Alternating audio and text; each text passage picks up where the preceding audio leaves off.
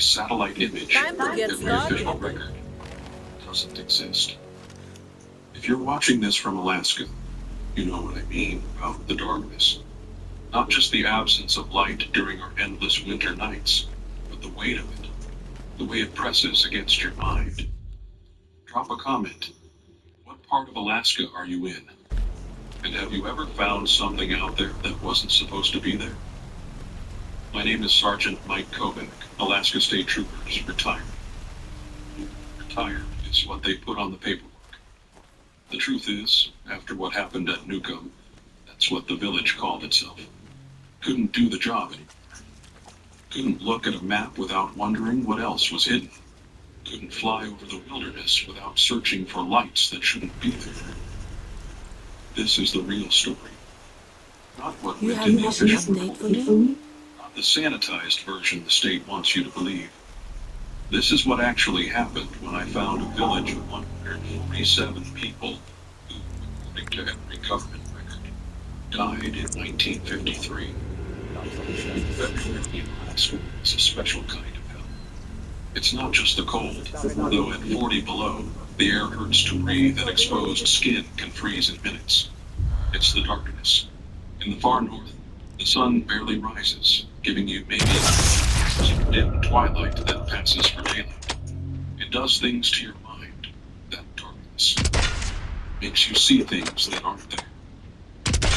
It reveals things that are always there, hidden in the light. Stationed out in Fairbanks, covering a territory roughly the size of a pond, maybe a few thousand people scattered across it. Most of my calls were routine. Domestic disputes in dry villages, search and rescue for hunters who've gotten turned around, welfare checks on elderly folks living alone in cabins 50 miles from their nearest neighbor. But on February 15th, 2022, I got a call that was anything but routine. It came from Hatchlock, a Yupik guy I've known for 15 years. Tommy had flown everything from medical supplies to mail across interior Alaska, and he knew the terrain better than anyone. He wasn't the type to spook easily. When his voice came through the radio that morning, he sounded genuinely rattled. I need you to come out to Bettles. Got something you need to see, he said, the static making his words crackle. What kind of something? Already reaching for the gear. Bettles was a tiny town about 180 miles northwest of Fairbanks, mostly used as a jumping-off point for the gates. I found a village, he said after a pause. A village that ain't supposed to be there. In Alaska, finding unexpected settlements wasn't entirely unusual. Native families sometimes established fishing or hunting camps that occasionally you'd find hermits who built cabins in the middle of nowhere. But the way Tommy said it made me pay attention. What do you mean, not supposed to be there? Like, I've been flying this route for 20 years. This village, it's like it appeared overnight. This also looks like something worth doing. If I were to die tomorrow, I would like every diabetic, including you, to know this. Did you know that studies show that metformin users have the same risk of death as people who eat candy all day long? Crazy, right? This is a big problem for those who suffer from blood sugar spikes, since 92% of them take this medication. Got everything there is So, to find. I want to share with you the 30-second trick I use to reach perfect levels of 90 without metformin or insulin injections.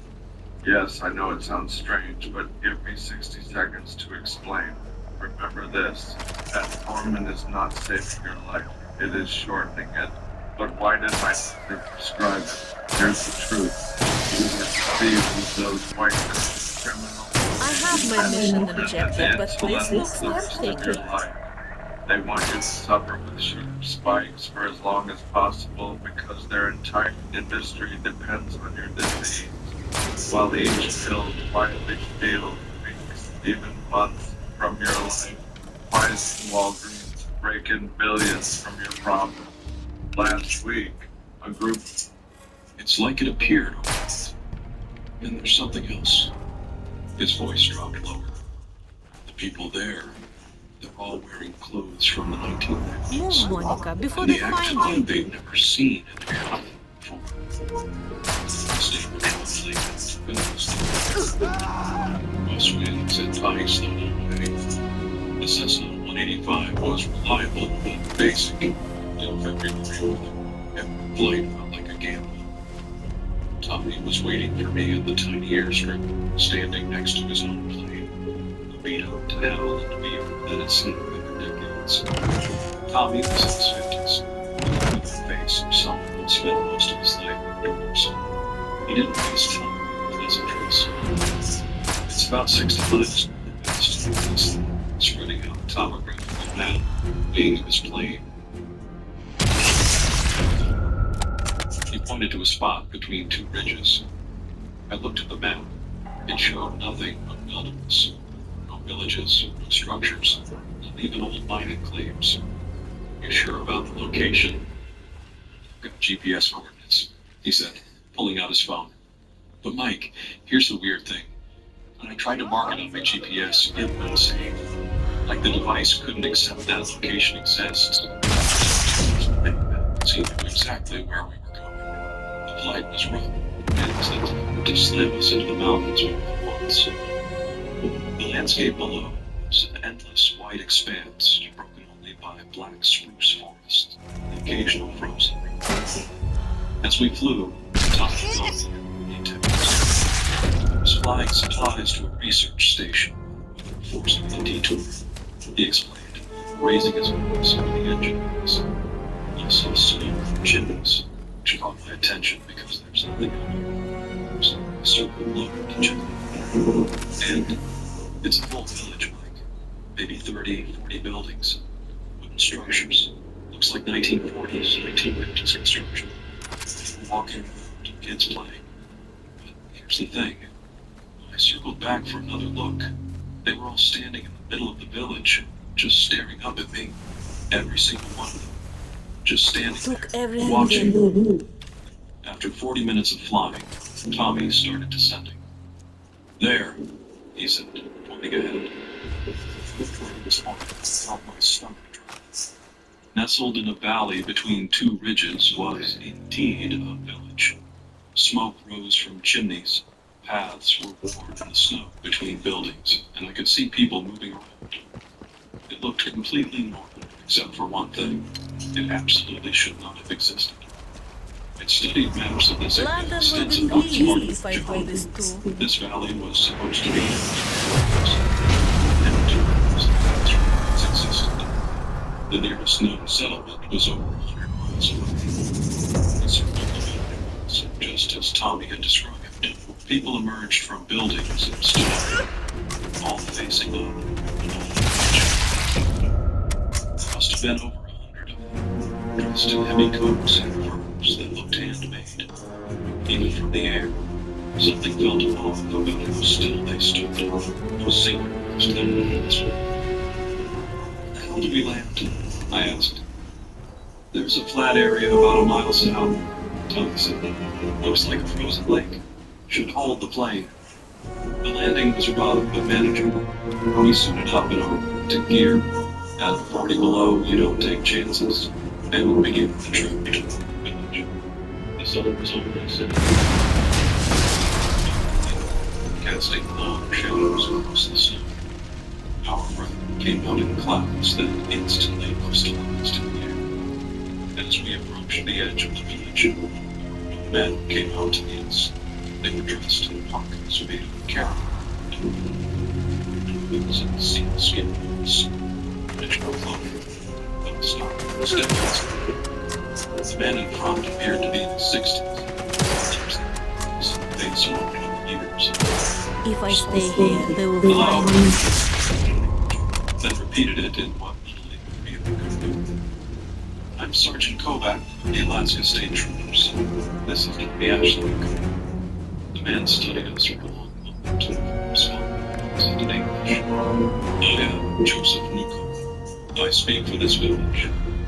Why have you come? It was an odd way to phrase it. Formal, simple, strange, his accent. It wasn't quite native Alaska. It wasn't quite Russian.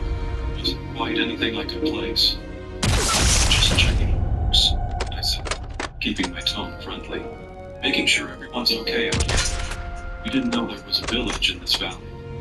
Joseph's expression didn't change. We had been here for a long time.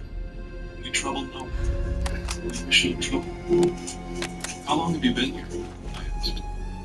Since the beginning, he said simply. I joined a different village. Is this village registered with the state? Do you receive supplies, medical services? We need nothing from outside, Joseph said.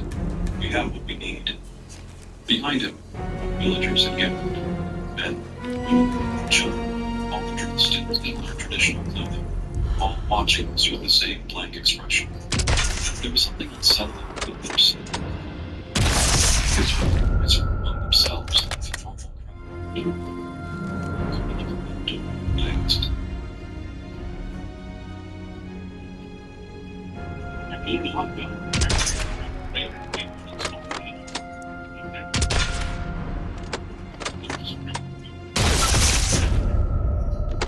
So I'm hearing a conflict is going on. This is the station. It's one of the big things. Fire, Nothing else to find. What's happening? Frank Parisi. That's me. I've read all about you, Frank Parisi. How are you? I'm good. Nice to meet you. Pleasure to meet you.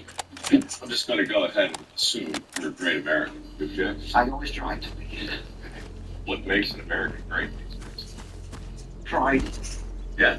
Yep. Could we look around? I asked, just to make sure everyone's all right. It's part of my job. Joseph considered this for a moment, then nodded slowly. You may look, but you must leave before full dark. He turned and walked back toward the village, clearly expecting us to follow. Tommy and I exchanged glances, then followed. The village was similar to the rooms were constructed of logs and were sawn lumber, with odd roofs and small windows covered with scraped animal hide instead of flat. Smoke was chilly, smell steel, and the distinctive scent of tanned hides. But it was the people that made me skin. They moved normally enough, going about what seemed to be daily tasks. Scraping hides, men carrying tools, children playing simple games. But no one they would stop. Intensive. This is wrong. Tommy whispered to me in English, clearly hoping the villagers wouldn't understand. This construction, it's not just old stuff. It's actually old. Like it's old. He was right. The winds went in a way that suggested years of exposure. Long grass, we can hide here. Frogs between mountains could have been made in a single season. This which suggested an unwritten until Joseph led us Nothing to the else center here. of the village. A larger building stood, a community hall of some sort. Which to nothing else, he said. It wasn't a question. Yes, I said. Starting with why you're not on any map. Maps are made by outsiders, Joseph replied. We did not ask to be on their maps. But surely someone knows you're here. You must train among villages, get supplies. We have need, he repeated. I was about to press further when a woman approached, elderly, bent with age. She said something to Joseph in a language I didn't recognize. It had elements of Inupiaq. It's different. Older someone. Joseph's expression changed, becoming harder. You must leave. He said. I protested. The darkness caused me to hear. You must leave now.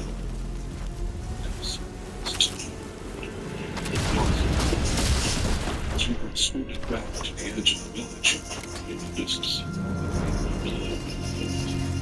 the children were playing with their voices, and one of them, maybe 8 or 9, was holding a doll. It was a simple thing, made of hide and fur, but dressed in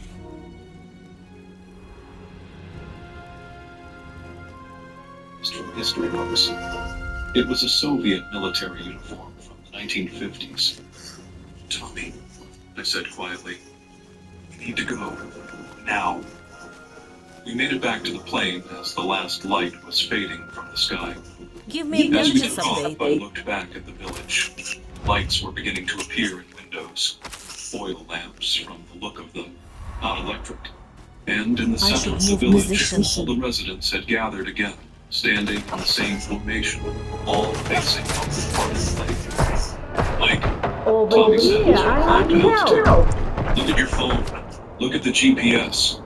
I pulled out my phone and checked the coordinates. According to the GPS, we were nowhere. The location simply didn't register. The screen showed our last position as Bettles, even though we were 60 miles away. It's like it doesn't exist, Tommy said. Like the village is in some kind of dead zone that technology can't recognize. We flew back to Bettles in silence, both of us trying to process what we'd seen. When we landed, I immediately tried to research the village, starting with the name. Newcomb didn't appear in any records of Alaskan native villages. But then, on a hunch, I started searching through older records, military documents from the 1950s. That's when I found it. Operation Newcomb. Classified as military operation, 1953. The details were mostly redacted, but what I could piece together was a chain. It involved a joint U.S.-Soviet scientific expedition to study anomalous phenomena in the Arctic. The operation had ended in disaster, with all 147 participants listed as What to do missing, next? dead after a severe storm. 147 people, the exact number I'd estimated in the village. I showed the document to Tommy, whose face went pale. Mike, those people in the village, you don't think... I don't know what to think, I said. But I knew I had to go back. Had to find out what was really happening in that valley. I filed a report with my superiors in Anchorage, requesting backup and resources for a full investigation. The response I got back was not what I expected. Instead of backup, I received a phone call from a number I didn't recognize. The voice on the other end was calm, professional, and absolutely terrifying with its implications. Sergeant Kovac, you are ordered to cease all investigation into the settlement you discovered. This is a matter of national security. Do not return to that location. Do not discuss it with anyone. Your report has been classified and sealed. Who is this? I demanded. Someone who's trying to keep you alive, Sergeant. There are things in Alaska that are better left alone. I get asked all the time, Dr. Paris, what fruit should I eat to keep my arthritis? Well, what's more important is what fruit you avoid. And in the next 10 seconds, I'll show you one so-called good-for-you protein that actually destroys your joints from the inside out. Follow me. Now, this aisle is filled with pasture-raised chicken. Grass-fed. It's good that are better left alone. That village is one of them. The line went dead. Should have listened. Should have filed the encounter away as unexplained and moved on with my life. I've been a cop too long to just let things go, especially when those things involved 147 people who were supposed to have died almost 70 years ago. For 3 days, I tried to follow orders. I went back to my regular patrol duties, responded to calls, and introduced me. But every night, I found myself staring at the photographs I'd taken on my phone. Most were blurry, showed nothing but white landscape. But a few captured the village clearly. The buildings, the people, the impossible existence of it all. On the 4th night, Tommy called me. Mike, I went back. Went look. Tommy, what the hell were you thinking? I had to. I kept thinking about those kids. They looked at us.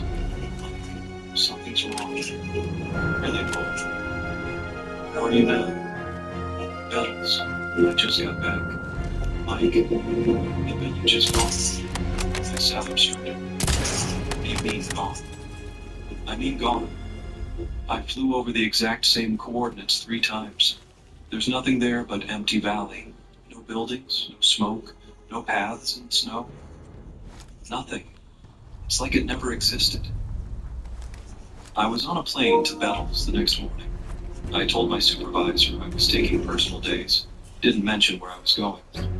When I arrived, Tommy looked haggard, like he hadn't slept since we last spoken. Show me, I said. We took his plane again, flying the same route. My GPS still showed nothing, but Tommy knew the way by landmarks. A distinctive ridge here, a frozen river bed there. When we reached the valley, my heart sank. Tommy was right. The valley was empty. Pristine snow covered everything, unbroken by any sign of human habitation. No buildings, no smoke, no trees. Even the spot where we landed on the frozen lake showed no sign of our previous visit. This is impossible, I said. There were over 100 people here 4 days ago. I know what we saw, Tommy said. But look at this. He begged the plane for another pass. And that's what I saw. In the snow. Barely visible from the air. This will be a thing worth doing. It looked like a massive circle. Maybe 300 feet across with geometric design. You have information for me? The pattern was subtle. Just the variations of how the snow had settled. But once you saw it, you could not see it. Land, I told Tommy. Same spot as before. The frozen lake was solid beneath our skis. We geared up and hiked to where the village should have been. The snow was deep and undisturbed. But as we walked, I noticed something odd. My compass was spinning slowly, unable to find a mark. Tommy's was doing the same thing. When we reached the center of where the village should have been, I knelt and dug through the snow. About 3 feet down, my gloved hand hit something hard. I cleared more snow away, revealing wood. Old, weathered wood. The top of what looked like a roof beam. It's below, Tommy said, understanding immediately. The whole village is under the snow. But that made no sense. 3 feet of snow doesn't accumulate in 4 days. Not without a major storm. And the weather had been clear. More than that, the snow wasn't fresh. It had the crusty, layered quality of snow that had been there all winter. We spent 2 hours digging, uncovering more evidence of structures beneath. But the sun was getting low, and we had to leave. As we walked back to the plane, I noticed something in the snow. Footprints, but not human. They were too long, with what looked like claw marks at the ends. They led from the buried village toward the mountains, disappearing into a line of trees. Tommy, I said, pointing to the tracks. What makes prints like that? He studied them, his face growing pale. Nothing I want to meet. That night, back at Bettles, I made a decision that would change everything. I was going to find out what happened to Operation Newcomb, classified or not. I had a contact in Anchorage, a former military intelligence officer named Sarah Chen, who now worked as a It will be civilian better contractor. now with new If anyone equipment. could get me information, it would be her. Sarah met me at a coffee shop in downtown Anchorage 2 days later. She was in her 40s, Asian American, with the kind of alertness that came from years of dealing with secrets. What you're asking about is beyond classified, she said quietly, glancing around the nearly empty shop. It's non-files, the kind of thing that doesn't officially exist. And you found something. She slid a thumb drive across the table. I shouldn't be giving you this. If anyone finds out, they won't. Operation New Camp was a joint operation like you found. But it wasn't just US and Soviet. There were scientists from Canada, even some Japanese researchers. They were investigating something called the Alaskan Anomaly. What kind of anomaly? The files are vague, but from what I could piece together, it was some kind of temporal, dimensional irregularity. A place where rules didn't apply. The expedition was supposed to start, figure out if it could I be should run. move position. And in 1953, they made contact with something. last communications, inhabitants, and were attempting to establish relations. Then nothing. Search parties found no trace of the expedition, the equipment. And she was rushed into the ER last night after a fall down a flight of stairs. She had complaint? Search parties found no trace of the expedition, the equipment, nothing. Just empty wilderness. I thought about the Soviet uniform on the child's doll, about Joseph saying they'd been there since the beginning. Sarah, what if they're still alive? What if the expedition never left? She shook her head. Mike, that was almost 70 years ago. Even if they survived whatever happened, they'd be ancient by now. The youngest members would be in their 90s. I thought about the children I'd seen playing in the village. Children who couldn't have been more than 10 years old. Must Sarah said find more reluctantly, ammo. the files mentioned other incidents. Teams sent to investigate over the years who came back. One minute, changed. Someone insane, talking about matters that moved through time. Badly wounded, help Their me. people anymore. Others just disappeared entirely. The military finally declared the area off limits in 1978. Over here, I need No help. official expedition has gone there since. Until I stumbled onto it. You need to listen. What's happening up there? It's beyond our understanding. The people who dig too deep into this don't come back. They come back broken. I couldn't leave it alone. Those were citizens out there. They were from 1953. They needed help. At least someone needed to understand what had happened to them. I thanked Sarah and left, my mind already planning my next move.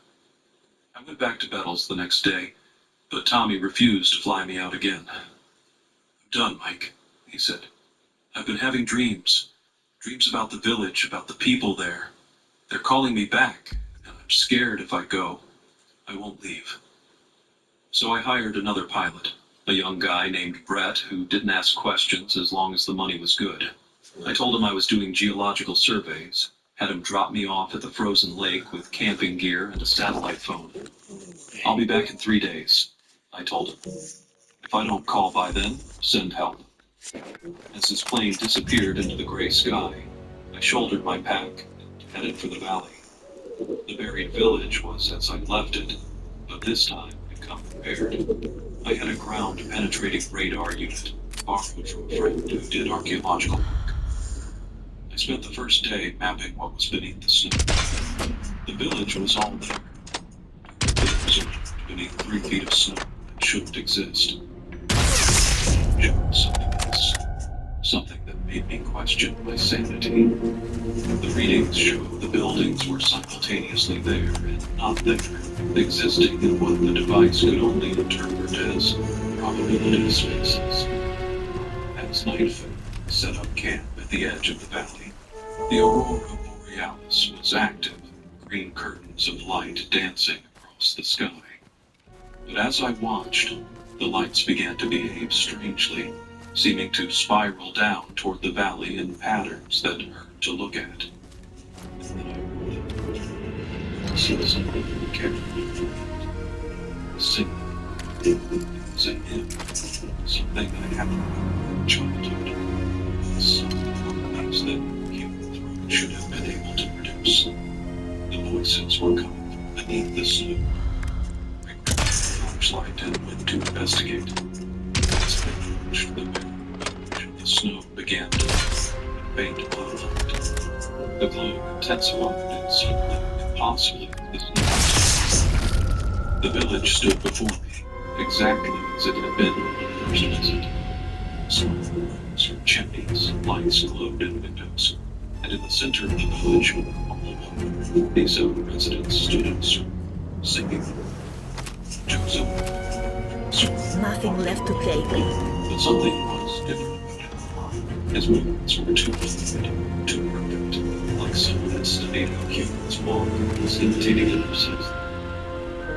Sergeant Kovac, he said, and his voice had that same multi-tonal quality as the singing.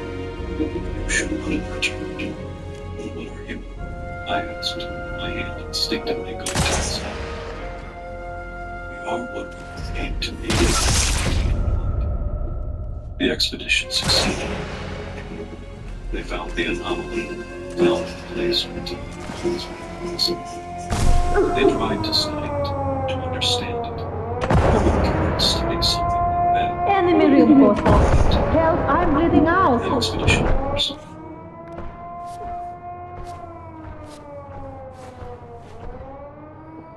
Previously, 1953. I've been wounded. Help me. And many points in between. Here, and alone. The children, I said. Now, they're children. If you've been here since 1953. Joseph smiled, an expression that he didn't reach his eyes. Time is an insurgent. As Webb, the children, in 1953, in 1967.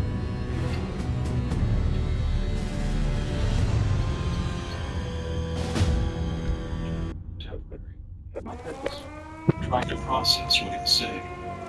Show yourself to me. Why let me find you? We didn't let you find us. It already happened. Is happening. And now I'm to sensation, reality shifting between me. I looked at my hands. I could see them. I could see multiple versions of myself standing in the same spot. Younger.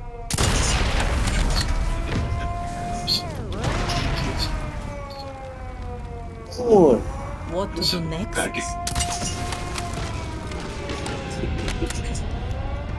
Joseph said something.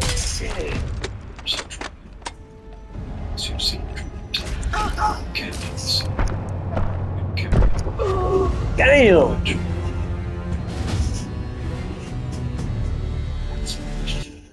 This dental appliance received an explosive response and became popular. Let's take a look at how practical it is. It can perfectly restore the teeth. It's acutely abnormal. It's used to teeth and can easily bite into even hard areas. You can brush your teeth with it.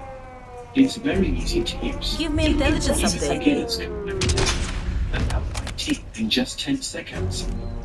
You can replace the teeth with teeth. Doing this while sounds real. Eating becomes easier than breathing. Often, teeth are huge. Need to move on to somewhere safer. You receive the full refund. Click the link to purchase. Don't miss out.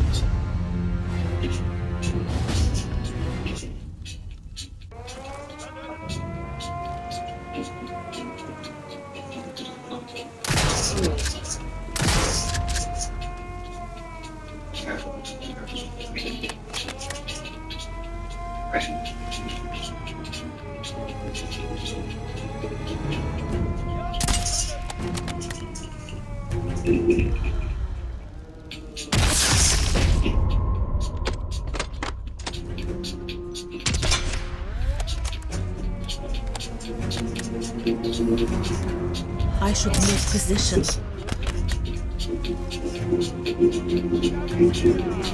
Have more intel for me?